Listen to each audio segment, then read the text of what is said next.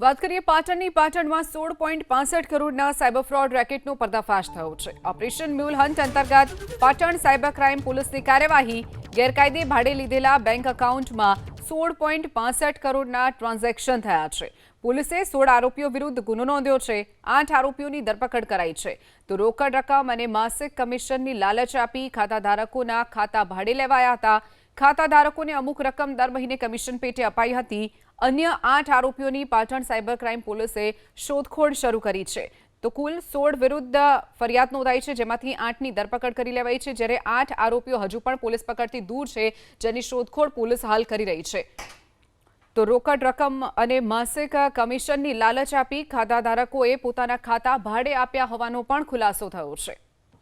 અન્ય 8 આરોપીઓની Patan cyber crime પોલીસે શોધખોળ શરૂ કરી છે તો કુલ 16 વિરુદ્ધ ફરિયાદ નોંધાઈ છે, જેમાંથી 8ની ધરપકડ કરી લેવાઈ છે, જ્યારે 8 આરોપીઓ હજુ પણ પોલીસ પકડથી દૂર છે, જેની શોધખોળ પોલીસ હાલ કરી રહી છે।